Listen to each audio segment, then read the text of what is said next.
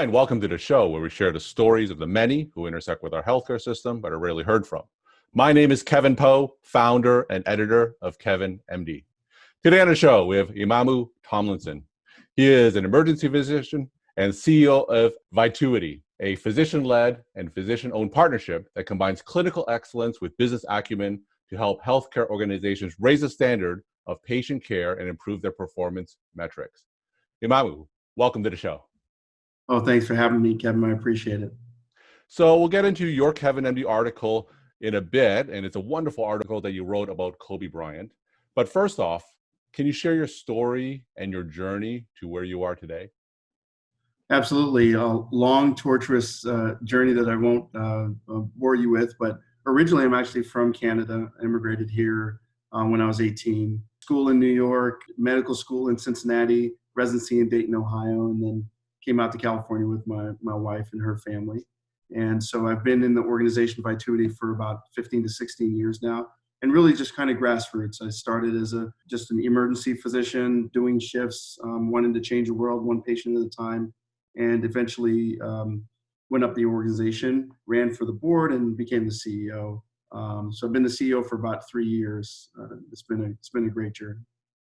Now, from a perspective of a physician CEO, how has the pandemic affected the doctors that you're meeting with and seeing every day?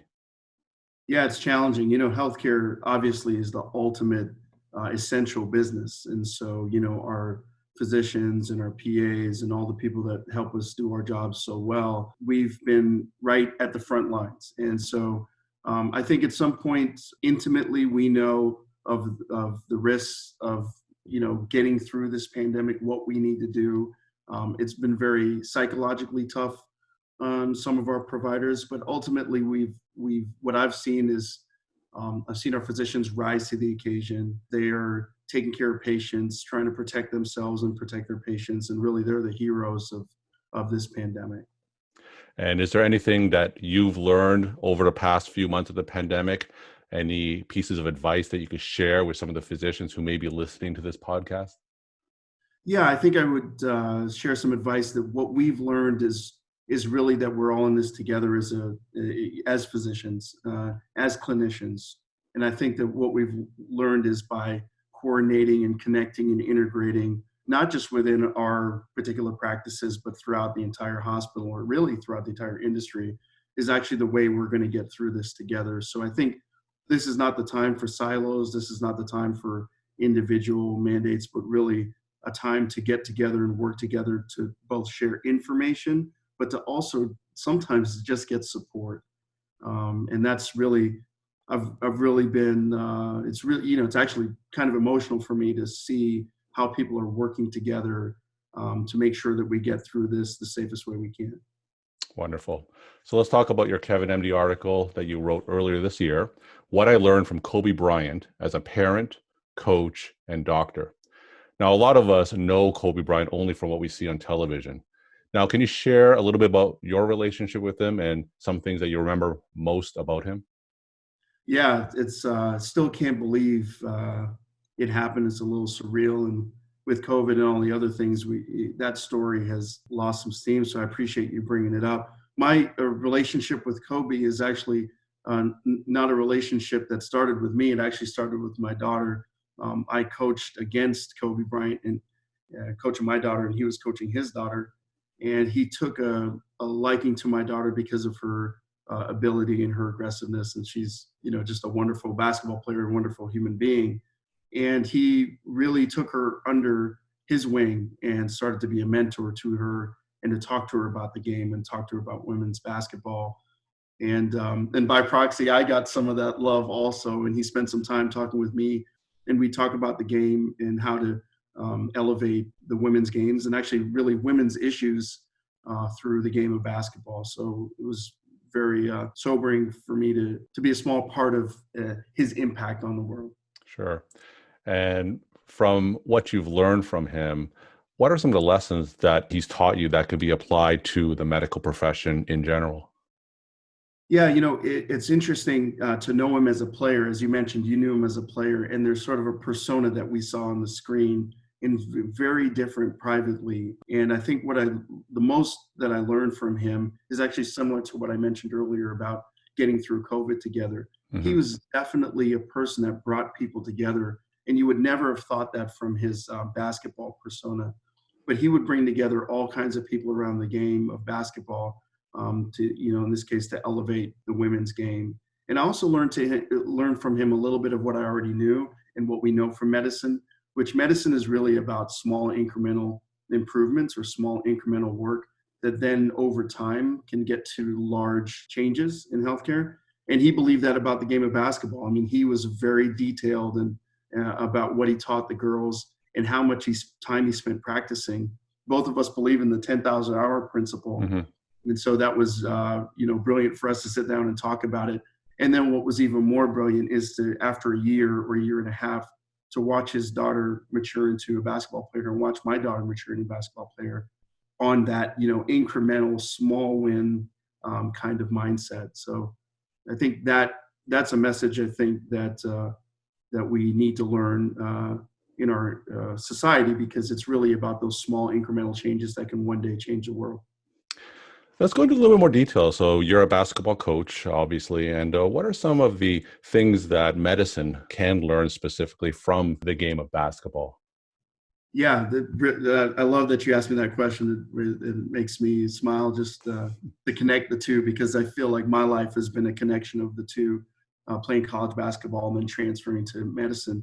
Basketball is interesting because you have five people that they do have different roles, but it's not like football, because you kind of have to do everything. You kind of have to be a jack of all trades. You have to work together intimately. You have to play offense and defense, and you always got to be aware of where the ball is and where your other players are. Now, how brilliant would that be if medicine, if healthcare was just like that, where you always knew where the patient was, you always knew what was important to them, you knew all the pieces that were working around them, you always knew the score and what your role was. And sometimes you knew how to prop up other parts of the healthcare organization, and sometimes you knew when to sit in the background and let the other players shine. And so for me, you can feel me getting a little excited about it. It Sure. really is special to think about healthcare in respect to the game of basketball and how they're so similar. Well, that's well said. Now, I want to take a step back. And is there anything that you've been passionate about or curious about over the past few months? Yeah, a lot going on, obviously with COVID and especially with the social unrest that's going on. And one of the things that I have been passionate about, it started this process about 2 years ago, but is really now at the forefront, is really about how can I change the world? And, we all have seen people in history, one person that have made great impact. So my recent passion has been, I want to change the world. I want to help anybody I can. And to that end, Vituity started a foundation called the Vituity Cares Foundation. And our goal is to eradicate healthcare inequities and inequalities. And we want to make sure that everybody, frankly, in the world should have access to healthcare and should have access to a similar and appropriate outcome. So that's along with basketball, that's one of my big passions right now. We're talking to Imamu Tomlinson. He's an emergency physician and he's the CEO of Vituity. And he wrote the Kevin MD article, What I Learned from Kobe Bryant as a Parent, Coach, and Doctor. Imamu, you talked about making changes through small increments. For those frontline physicians that are out there, what are some ways that they can make changes? What are some of the incremental changes that they can make? Yeah, so I have a saying, I may have stole it from somebody, I can't remember, but the line I like to say is, if one of us is hurting, all of us is hurting. And I think that when I look at sort of the individual impact, we forget, you mentioned you're in internal medicine. We forget the impact we have on a patient's life just in that moment.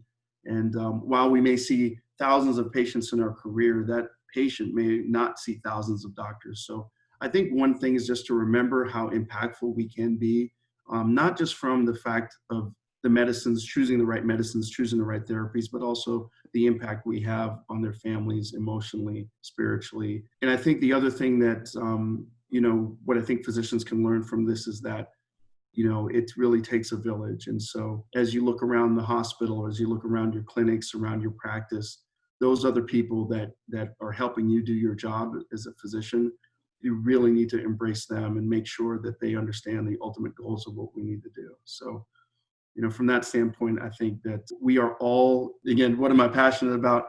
We are all so important in changing the world, and it really happens one patient or one life at a time. Wonderful. And my final question, do you have a take-home message that you want to share with the Kevin MD audience? Yeah, I think, as I mentioned before, and I think you asked the previous question, I think that I would challenge everybody that's listening to this, that's watching this, that's reading about this, to really take a moment each day and say, how can I change the world? How can I make things different? And I think we do a very good job of identifying problems. In medicine, right, when we learned in medical school about our problem list, we're very good at finding problems, but how can we really focus on finding solutions? If you take 5 minutes a day and say, okay, with my capacity, with my ability to impact, with my role in the world, how can I, for 5 minutes, think about how can I change it? How can I improve it? And how can I improve even one life? I think if we all did that, the world would be a far, far, far better place. Well said. Well, thank you so much for sharing your time and insight. And thanks again for being on the show. I appreciate you having me. A pleasure.